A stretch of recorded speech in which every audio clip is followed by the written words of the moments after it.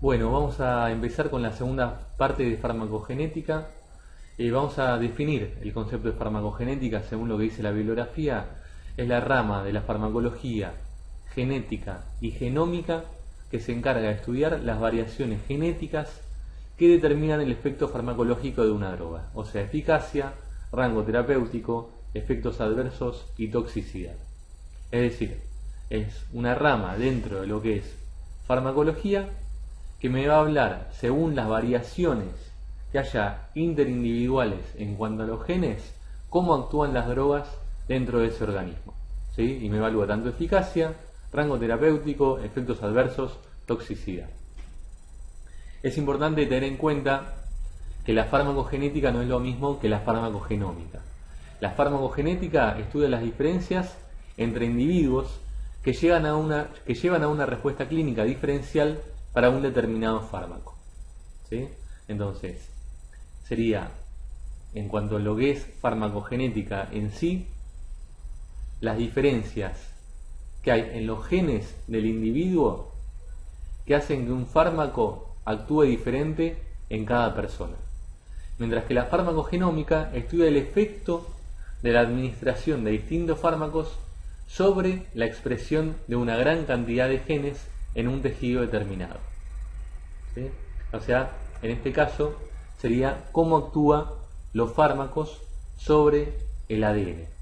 En el caso anterior, farmacogenética, cómo actúa el material genético, cómo influye el material genético en la acción de los fármacos. Vamos a hablar de los objetivos. Identificar las variaciones en la respuesta de origen genético a distintos fármacos. Estudiar los mecanismos moleculares que la causan.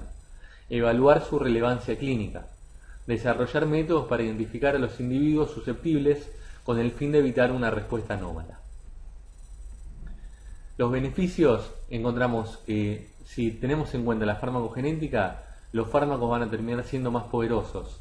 Van a ser drogas más seguras y mejores ya desde la primera vez. ¿Y por qué decimos desde la primera vez? Porque pasa mucho que, como habitualmente no disponemos de los datos genéticos del paciente que queremos tratar, pasa mucho que tenemos que iniciar con dosis bajas. Muchas veces iniciamos tratamiento con dosis más bajas de lo que habitualmente en la media se consideran terapéuticas. Y esto de comenzar con dosis bajas se hace mucho en farmacología, principalmente para evitar riesgos de toxicidad. Evitar que desde el principio ya el paciente presente efectos adversos. Entonces es como que vamos probando cuál es la dosis más adecuada para ese paciente. Si en cambio supiéramos cuál es la genética del paciente, cuál es su haplotipo, cuáles son las mutaciones específicas que tienen en determinados nucleótidos, o para poder determinar si va a ser un respondedor rápido, si va a ser un respondedor lento a ese fármaco, si tuviéramos esa posibilidad, directamente podríamos empezar con dosis que son adecuadas a ese paciente. Como tercer punto, métodos más precisos para determinar las dosis apropiadas, que era lo que acabamos de comentar, mejoras en el descubrimiento de drogas y procesos de aprobación, y disminución del costo general del cuidado de la salud. Si evitamos efectos adversos por drogas, evitamos internaciones. Si evitamos internaciones, evitamos costos generales en cuanto al cuidado de la salud. Evitamos costos elevados en cuanto a lo que se trata de reacciones adversas. Bueno, en parámetros farmacodinámicos, la farmacogenética influye en tres aspectos. En el aspecto de un binding alterado, en el aspecto de una sobreexpresión del receptor o en el aspecto de una alteración en la proteína involucrada en la respuesta farmacológica. Es decir, la farmacogenética puede influir en un parámetro farmacodinámico o farmacocinético.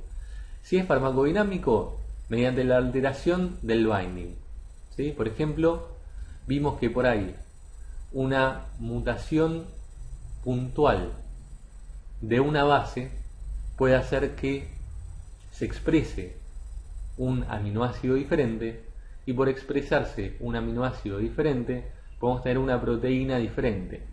Si esta proteína es diferente, puede llegar a ser que se altere el binding que se altere el binding, al cual vamos a tener la unión fármaco-receptor. En segundo lugar, puede haber una sobreexpresión del receptor. Hay ocasiones en que hay duplicaciones de genes que expresan determinadas proteínas. En algunos casos se sobreexpresa el receptor, de esa manera vamos a tener un efecto mucho mayor de la droga. En tercer lugar, tenemos la alteración en la proteína involucrada en la respuesta farmacológica. Es decir, si tenemos una cascada que va a llevar un efecto, si en el medio de esa cascada hay una proteína involucrada en la respuesta y esta está alterada, vamos a tener una variación en el efecto buscado. Los parámetros farmacodinámicos entonces los podemos ver gráficamente de la siguiente manera. Fíjense, normalmente tenemos un binding en el cual tenemos un receptor y la droga que se une a este receptor.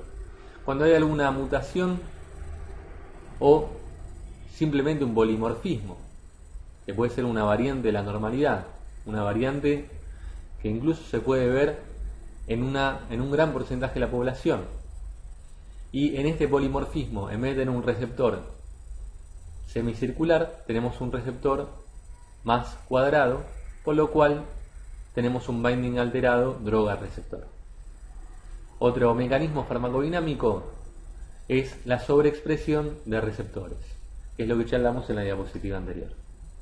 De esta manera podemos tener que en diferentes individuos la eficacia de los fármacos, de las drogas, va a ser diferente. Bueno, por otro lado tenemos los parámetros farmacocinéticos, y dentro de los parámetros farmacocinéticos el más importante son los polimorfismos del citocromo P450. Fíjense que podemos tener un gen de lesionado, un gen único o genes multiplicados. Si tenemos un gen de lesionado, no habrá enzima, por lo cual no habrá metabolismo. Si no hay metabolismo, va a haber un aumento de la vida media del fármaco, y como hay un aumento de la vida media del fármaco, tendremos un mayor riesgo de toxicidad. En genes, si es un gen único, el polimorfismo, puede haber una enzima inestable con metabolismo reducido y también aumento de la vida media, enzima normal sin cambios, o alteración en la especificidad por sustrato, que puede haber una formación de otros posibles metabolitos, que en ocasiones los posibles metabolitos que se forman son tóxicos. Y si hay genes multiplicados, tenemos altos niveles de la enzima metabolizadora, por lo cual aumenta el metabolismo y disminuye la vida media, pudiendo llevar a que el efecto sea menor. Para poner ejemplos, que esto tenemos muchos ejemplos en la bibliografía, el citocromo 2C9, si tengo fenotipo metabolizador lento, este citocromo actúa sobre AINES, por ejemplo aspirina, ibuprofeno, warfarina, que es un anticoagulante, fenitoína, que es un anticonvulsivante. Si tengo un metabolizador lento, tengo mayor riesgo de toxicidad, y por ejemplo, si estoy dando warfarina, puedo provocar un sangrado en un individuo que sea metabolizador lento. Entonces, sí o sí tengo que dar una dosis menor. Si yo pudiera saber si el individuo es metabolizador lento, metabolizador normal o rápido, podría decir ya desde el inicio qué dosis de warfarina le tengo que dar para que no tenga hemorragias. Después tenemos el citocromo 2C19, que si el fenotipo es metabolizador lento, estos citocromos actúan sobre antidepresivos, sobre diazepam o meprazol. Si es metabolizador lento el individuo, tengo mayor riesgo de toxicidad. Por ejemplo, si doy diazepam y es metabolizador lento, puedo tener mayor riesgo de sedación. Y el citocromo 2D6, tenemos metabolizadores lentos y ultra rápidos. Este citocromo actúa sobre antidepresivos, antipsicóticos, antiarrítmicos, antianginosos. Si es metabolizador lento, como siempre, riesgo de toxicidad. Si es rápido, disminución de la eficacia. Y también tener en cuenta, para los citocromos, que a veces actúan metabolizando no a la droga, sino metabolizando a una prodroga. Y el metabolismo de la prodroga da como resultado el metabolito que es la droga que va a ser la activa. Entonces, si yo tengo un metabolizador lento para una prodroga, el resultado final es que se va a formar menor cantidad de droga activa. Y si se forma menos droga activa, voy a tener menor efecto deseado, menor efecto terapéutico. En cambio, si tengo un metabolizador rápido, voy a tener que tener cuidado porque la prodroga va a pasar mucho a droga activa y de esa manera tengo mayores riesgos de toxicidad. Bueno, veamos ahora un ejemplo de cómo se aplica el tema de los perfiles de polimorfismo de nucleótido simple o haplotipos a la elección de una droga, a la elección de un fármaco. ¿Sí? Acá tenemos una droga que se llama albuterol, ¿sí? También conocida como salbutamol, que se usa mucho en el tratamiento de los broncoespasmos, en el tratamiento del asma. Esta droga se usa por vía inhalatoria y es una droga, el salbutamol o albuterol, que alivia los síntomas de asma en algunas personas, pero encontramos que en otras personas no tiene prácticamente efecto. Entonces, se empezó a estudiar cómo la gente tiene distintos perfiles de polimorfismo nucleótido simple, o sea, distintos haplotipos, respondedores al tratamiento con salbutamol. Entonces, estudiando los diferentes polimorfismos de nucleótido simple, podemos ver en qué personas el albuterol o salbutamol es efectivo y en qué personas este tratamiento no es efectivo.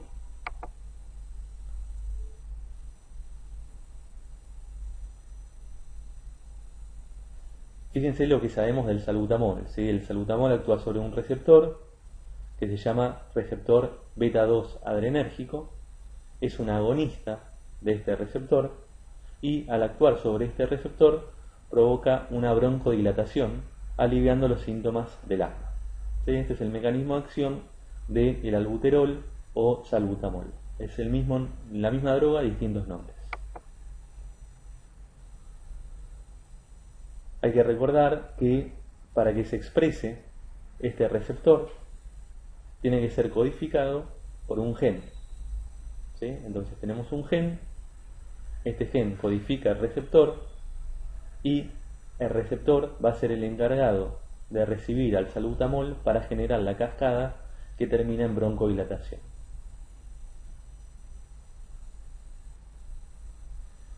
Fíjense entonces, si analizamos los pares de base, la cadena de pares de base de ADN en la región donde está el gen que codifica para el receptor beta 2, podemos identificar 13 lugares donde hay polimorfismos de nucleótido simple. Entonces, acá tenemos el gen que codifica para el receptor beta 2 adrenérgico, que es donde va a actuar el salbutamol. Y dentro de este gen tenemos 13 polimorfismos de nucleótido simple.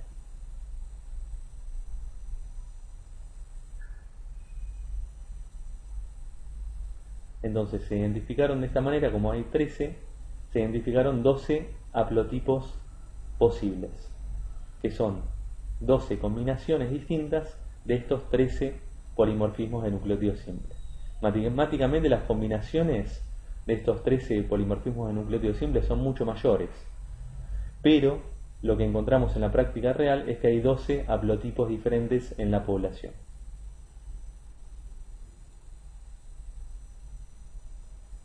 Entonces, como habíamos visto antes, tenemos un haplotipo, el individuo tiene un haplotipo de la madre, otro del padre, acuérdense que siempre vienen en pares, y cada haplotipo distinto, cada par de haplotipos, representa un único perfil de polimorfismo de nucleótido simple. Entonces, en esta tabla, en este gráfico, podemos ver la frecuencia de los haplotipos más comunes encontrados en la gente con asma. Tenemos el haplotipo A, el haplotipo B, el C, el D, el E y otros, ¿sí? Recordemos que eran 12 en total, pero estos son los más comunes. Y vemos que, por ejemplo, el haplotipo A es un respondedor pobre al salbutamol. El haplotipo B es un buen respondedor. El C, respondedor normal. El D, no responde directamente al salbutamol. Y el E es un muy buen respondedor al salbutamol. Entonces, si nosotros pudiéramos saber, por medio de la farmacogenética, cuál es el haplotipo del paciente que queremos tratar para un ataque de asma, podríamos saber, por ejemplo, si viene un paciente que se llama John y directamente ya sabemos de él que en su perfil de polimorfismo de nucleótidos simples, un perfil tipo D, tiene un haplotipo tipo D, el haplotipo de tipo D me dice que no responde en absoluto al salbutamol, podríamos decir qué tratamiento le vamos a dar a este paciente. Obviamente no iniciaríamos con salbutamol, sino que buscaríamos otra droga.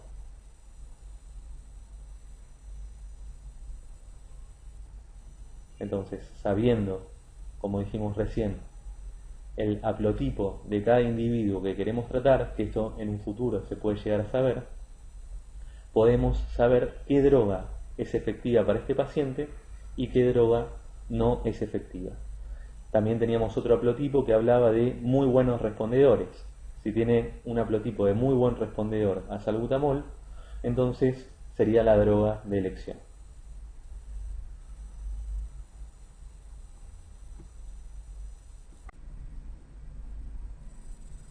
Para ir terminando, les quería comentar lo que se dispone actualmente como para poder saber cuál es la farmacogenética de un individuo. Se llama AmpliChip, es un dispositivo que hace diagnóstico in vitro y es el primer test farmacogenético basado en tecnología de microarrays a nivel mundial aprobado para uso clínico. Proporciona un estudio completo de las variaciones en los genes citocromo 2D6, 2C19, incluyendo deleciones y duplicaciones. Dichas variaciones tienen una implicancia directa en el metabolismo de un 25% de los fármacos actualmente prescriptos, y se pretende que el test ayude al clínico a individualizar el tratamiento del paciente tanto a nivel de fármacos como de dosis para los fármacos que se metabolizan a través de estos dos genes. Es decir, me dice si el individuo que le estoy por dar el fármaco es un metabolizador lento o rápido para estos citocromos. Y de esta manera puedo saber qué dosis le tengo que dar al individuo y si responde bien o no responde bien. Volviendo a lo que es los fenotipos metabolizadores, si es ultra rápido en la curva concentración-tiempo, es probable que apenas puede llegar a alcanzar la concentración terapéutica, ¿sí? Y rápidamente, una vez que llegue a la concentración terapéutica, voy a caer por debajo de concentración, voy a caer a las concentraciones subterapéuticas. Si es eficiente, bueno, es lo normal, que apenas se llega a lo que es efectos adversos, se trata de no llegar a las concentraciones tóxicas, y baja a un nivel que me da un tiempo de concentración del fármaco en sangre que se encuentra en concentraciones terapéuticas. Esto es lo eficiente. Intermedio, ¿sí? Que tengo una metabolización algo más lenta, ¿sí? Por lo cual se llega algo a las dosis tóxicas y tarda bastante en desaparecer de sangre. El metabolizador lento, que una vez que doy la droga, permanece mucho tiempo en plasma, la droga activa, porque no es metabolizada, porque el individuo es un metabolizador lento. Entonces llego a concentraciones tóxicas y permanezco bastante tiempo en concentraciones tóxicas y luego recién bajo a concentraciones terapéuticas. Ahora sí, por último, comentarles un kit que también se encuentra disponible, que bueno, tuvo cierta repercusión a nivel de la ética, si es bueno que un individuo sepa cuáles son sus genes y los riesgos de tener esos genes, si es que se puede hacer algo para cambiarlos, ¿sí? Pero bueno, es un ensayo que me permite saber el estado de portador, los riesgos de salud y la respuesta a medicamentos, ¿sí?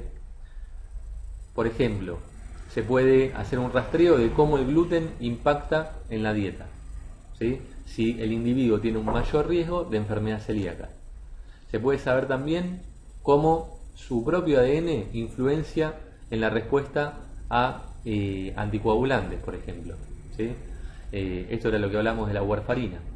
hay individuos que requieren una menor dosis para evitar riesgos de sangrado.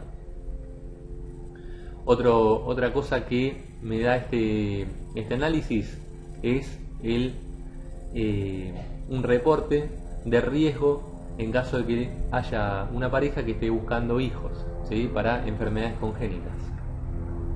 Y por último, un brazalete, ¿sí?, o sea, considerar tener un brazalete como alerta médica en caso de que haya efectos adversos graves, o sea, que el genotipo del paciente hable de efectos adversos graves ante determinadas drogas.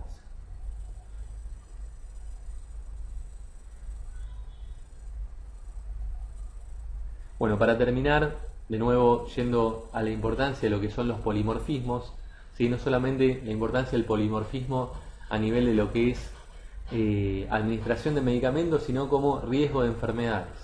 Existe un mayor riesgo de enfermedades, ya habíamos hablado, por ejemplo, para cáncer de mama, y tal es así que existen individuos que se realizan estos estudios y en caso de detectar que tienen genes que son altamente, que dan un alto riesgo de tener un determinado tipo de cáncer, se pueden tomar medidas como por ejemplo ante riesgo de un cáncer de mama muy elevado, extirpación de las mamas, ¿sí? Obviamente esto a nivel ético es bastante discutible, ¿sí?